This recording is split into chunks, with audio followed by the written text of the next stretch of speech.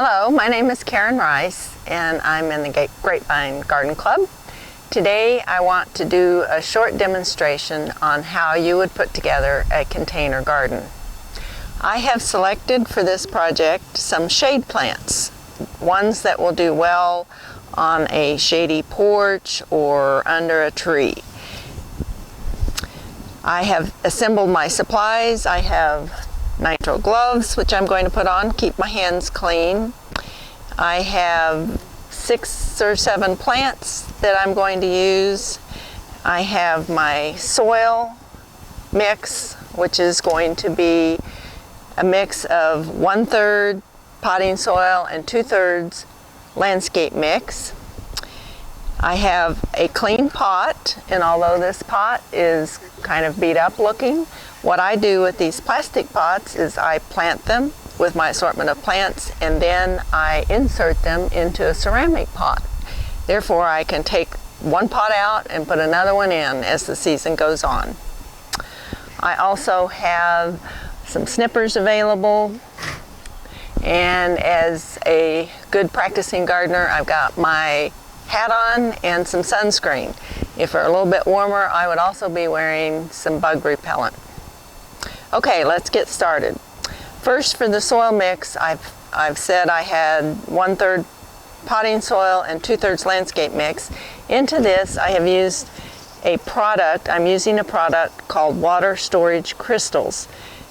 If you follow the instructions on the back of the package, you can soak these overnight or several hours. You put water into these very fine sand grain like material, and you end up with a gel mixture. These plump up, as I say, and form these plump beads of water, water absorbed crystals, and we put those into the soil mix, about this much, half a cup or so of this mixture, and this mixture will retain water, and your plants will be able to absorb that water as the summer goes on. So this is a good product to use in container gardens.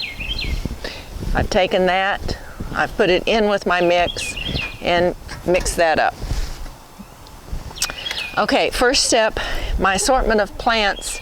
They're supposed to be, in a container garden, the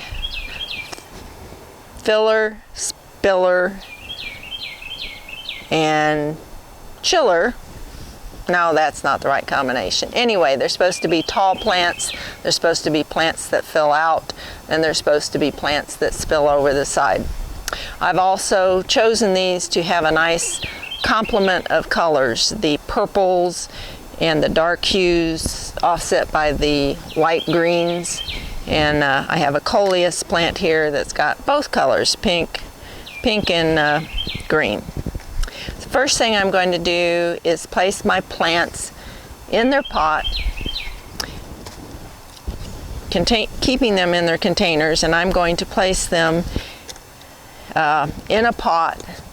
That's after I've put about 2/3, filled this pot about 2/3 with my soil mix. So about 2/3 of my soil mix, that way I have something to set these pots on. And then I will take these and do a rough arrangement to say what this is going to look like. If my assistant will hand me one of those big begonias there in the back, that didn't seem to come out with the plant mixture today. Thank you. So I had a feature plant, this begonia, that's pretty, and it will fill up the pot. I have my tall asparagus fern that will fill out in the back. I have this variegated bleeding heart, which has the highlighted hot pink on it. It will certainly fill in and also drape over the sides a bit. I have coleus, which again is going to fill in. And then I have a couple of spillers. So here I think on this side I'm going to put the purple to complement this purple, and here I'm going to put the bright green, and it will complement the asparagus fern in the back. So here I've got a nice assortment of plants. Remaining, I have half of a 6-pack of plants. These plants you can get at your big box stores, Walmart, Home Depot, etc. So it's half a 6-pack. You take this and you've got 3 plants then to insert around your project. I'll show you how to use those at the end of the project. Okay, now we're going to, hold on a moment. My coffee filters escaped me. So now take your plants back out of the pot. And at this point, you've got your soil about 2/3 full in this pot. And if you had caladiums, this is the point you would put your caladium bulbs in. And since my coffee filters had escaped me, I forgot the first step, which was to put the coffee filters in and fill this up 2/3 with soil. So step 1, coffee filters in the bottom. Step 2, 2/3 with soil. Step 3, if you have caladium bulbs, and I don't have any yet, so I have an alternate plan, you would put your caladium bulbs, 2 or 3 caladium bulbs in your pot, and the caladiums will come up during the summer and provide, again, more filler and special features. Since we don't have any right now, I am going to visually mark where I would like them to come up, and then when I do get them, I'm going to make a small slot between a couple of plants, and I'm going to stick them in the soil about 2 to 3 inches, about a finger length. So a little slot, and stick those bulbs in. That will take care of the caladiums. Okay, so I've got my soil in, I've got my caladiums on top, and now I'm going to show you how to be taking these plants out of their pots. This begonia, for example, you're going to form your hand around the base of the plant. You're going to turn it over, gently tap the pot, squeeze the edge of the pot around the bottom, and that plant should slip out. There you see this begonia has a lot of fine little roots. What you're going to do before you put this into your pot, you're going to tickle the soil, tickle these roots, get them separated a little bit, and that way when you put this in, your roots can kind of start spreading out and be able to touch the soil and start spreading. So for right now, I'm going to put this back in the pot. Same thing, coleus, put your fingers or your hand around the base of the plant, tap the pot, and it comes out. Again, roots, tickle the roots. Spread them out. Plant that in the place that you had appropriated for it. Now, asparagus fern is often very tough to get out of the pot. As you can see, the pot is bulging. It's got fibrous roots. You may have to work at it a bit. You may have to cut the bottom off. I have another example here. These roots have come through the bottom of this pot. You would simply break off or snip these. You won't be hurting the plant. It'll grow again. This plant I've pre-prepared. It had these nodules that came out the bottom of the pot. Again, just break them, snip them off, turn it over.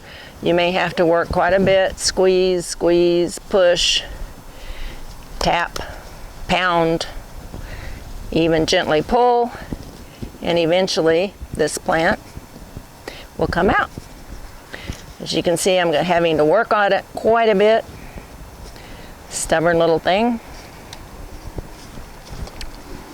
Now, here you can see why it took so much to get this plant out. Asparagus fern, has these big fibrous roots and then these nodules. For this plant, and I can't tickle it, it's not going to tickle anything, so I might even take my snippers, excuse me, I'll take my snippers and snip through the edges of this, put maybe a 2-inch snip on the side, and that way as I sit this in the pot I can spread these roots out. Okay, it goes in the back.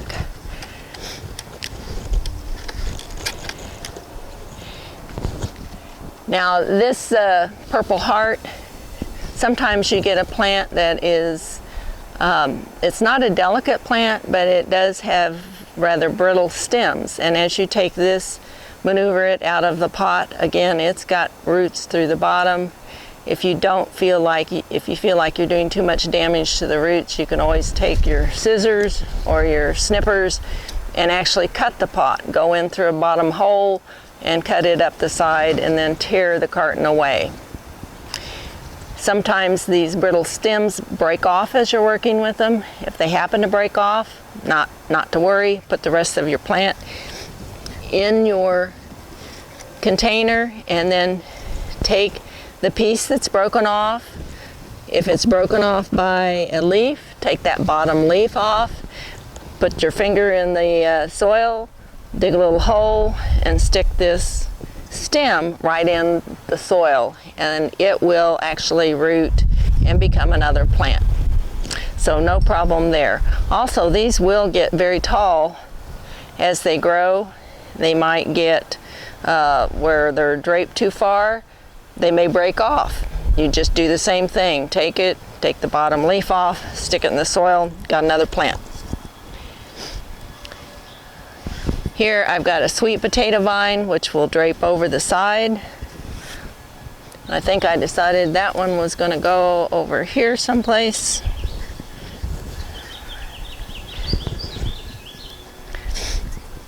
And I would again take it out of the pot and place it in my soil. And then the pretty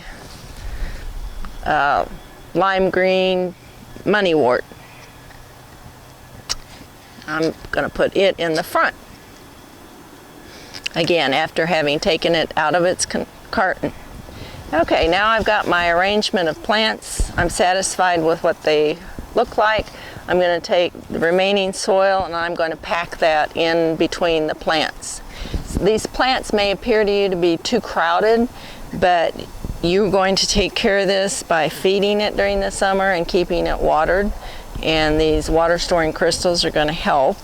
So it's fine. This pot, although it's built for a season, it may last you longer than that, but it's perfectly fine to have this crowded arrangement.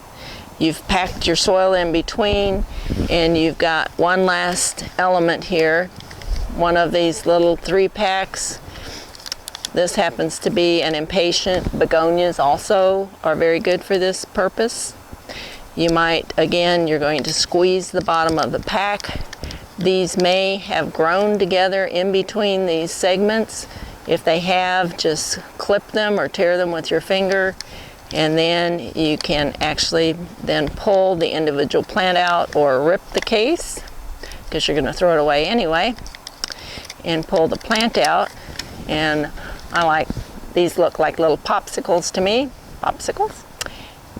They then can be stuck right in between, make room in between the plant here, and be able to put that extra plant right in between the others, and it will fill out and be flowering over the summer. So you've got 3 of those, and you will stick those strategically around your pot. I think we have done everything we needed to do. Remember during the summer to deadhead or pinch the top of the leaves. Like coleus, you want to pinch these leaves. It will keep the plant bushy. It will prevent it from blooming. You don't want it to go to bloom.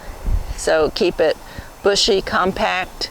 You can take the tops off of these. You could take a piece off of this again and stick it in the soil and it will grow. And that with your caladiums coming up in the middle, all give you a beautiful summer pot.